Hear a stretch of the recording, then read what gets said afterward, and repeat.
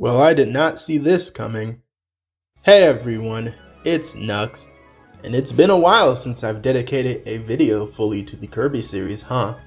Yeah, I thought that one Kirby video I did pretty much outlined a lot of my thoughts on the current path of the franchise, to put it lightly, but I did really want to get that Kirby and the Forgotten Land review out for you guys because I just had so much to say about that game. And I had so much of that script and the audio recorded, like the whole video was nearly done. But as you can see, it's now insanely outdated because the last thing that I expected was for Kirby and the Forgotten Land to get DLC. Like, of all the things to happen in that Nintendo Switch 2 Direct, that was one of the last things I expected. In general, I just did not expect Kirby to have a major role in that Switch 2 Direct, especially coming off of the last Switch 1 Direct, which I was very disappointed in because of the lack of any Kirby news like that rumored Robobot HD port. Man, I have no idea what the heck is going on with that anymore. Maybe it's still real, it's just something that'll just randomly show up out of nowhere one day, which if that's true, then man, Kirby fans are like the most spoiled Nintendo fan base. The amount of content we get compared to some other Nintendo franchises is actually insane. But I want to specifically focus on the announcement of Kirby Air Riders, and I just haven't even fully processed this announcement yet because there's just so much to think about with this announcement and just how insane it is when you take it into the context of the Kirby franchise. So first and foremost, there's the fact that we're even getting a sequel to Kirby Air Ride, which is just genuinely insane to me because I've been a Kirby fan for a long time, and throughout the years, Kirby Air Ride has been one of the most, not necessarily beloved Kirby games, but it's definitely been one that's been seen as an underrated gem over the years. Like, there's no denying how beloved Kirby Air Ride as a game is, but it's not necessarily the most popular game. Like, people act like this is a game that has like critical acclaim, but when you actually look back, this game kinda got dunked on pretty hard for not necessarily having as much depth as other racers at the time, and for purposefully going out its way to try and be a little more simple in its gameplay. That was a major criticism towards the game back in the day because of the whole, oh, you use A to do all of the action stuff of the main gameplay. And then just on top of that, the main racing mode was it just felt very underwhelming. It just didn't feel as engaging and interesting compared to Mario Kart. And when it came to the other modes, well, Top Ride, that who actually plays Top Ride? Let's be so for real. But then there's City Trial, which is basically the claim to fame of this game. City Trial is probably one of the most fun modes in Nintendo history because it's basically kind of like a battle royale type mode before battle royales really blew up and became super crazy in the gaming space these days.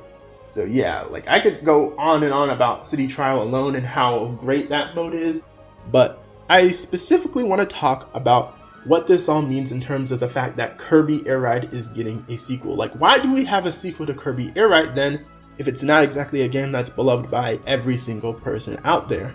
Because I cannot stress enough how much of a pipe dream this game has felt like.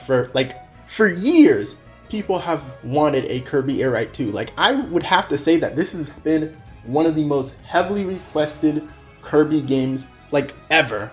People have dreamt of a Kirby Air Ride follow-up for years. So why are we now finally getting a sequel? And it all comes down to one man, Sakurai. Sakurai had been teasing that he'd been working on some sort of project while he was doing his whole YouTube thing during his break. And I figured that maybe it would be a return to Kid Icarus since it's been a long time since we've seen that franchise. Or, of course, he'd go back to Smash Bros. Because we know how much Sakurai just goes crazy with working on Smash Bros. But no, he is returning to the Kirby franchise. And a lot of people are like, oh, well, of course Sakurai is working on a Kirby game. Kirby is his baby. But if you've watched some of my previous videos where I make very crystal clear that, yeah, Sakurai hasn't been attached to the Kirby franchise in a long time, because this is the first time that he's actually being attached to a Kirby project since I believe Kirby in the Amazing Mirror. I may be wrong about that, but yeah, decades ago basically. Like, it basically felt like he kind of abandoned the franchise. Now, that I'm not saying that's necessarily what he did, but that's just kind of how it felt. He just didn't touch the franchise for such a long time. It kind of left it in a weird limbo state. And as I explained in my video talking about modern Kirby, Kumazaki and the modern HAL dev team are the ones who kind of picked up the slack and pushed the franchise into a new direction. But now, Sakurai is coming back. He's working on a modern Kirby game, and it's just very surreal to see. I just did not expect that he would be coming back to the Kirby franchise, considering how in good hands it's been in. But now that leads into, what are my concerns when it comes to Kirby Air Riders? Now, as fun of a game as Kirby Air Ride was, again, I feel like that there's a lot that can be improved with that game, such as in how simple and basic the main racing mode is. I think there's a lot that can be added to make that mode much more interesting.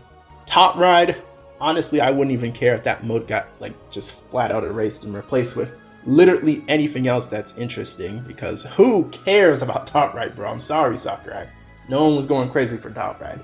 And City Trial, I can't stress enough that City Trial has so much potential to be expanded on, with more maps, with more events, with more vehicles, with more abilities. Like, there's just so much that you can use from Kirby throughout the years to expand the Kirby Air Ride formula and make a sequel that just feels so much bigger in scope than the original Kirby Air Ride, because Kirby Air Ride was a game that was mostly based on the basics of Kirby. The main characters were basically just different colored Kirbys and Meta Knight and King Dedede. And I think that made sense for back then, because those were the most prominent characters and Kirby didn't really have much in terms of an expansive cast. But now Kirby as a franchise has just grown so much over these last few years, and I think there's potential to just add so much from throughout the entire franchise into a Kirby Air Ride sequel. Like, what if we got to see some of the other Dream Thread characters as playable characters? What if some of those events in the City Trial mode were themed after different bosses and all sorts of enemies from throughout these last few games? And in terms of like the maps for City Trial and even the main racing mode, what if some of them are based on all these cool locations we've had from Kirby games throughout the years?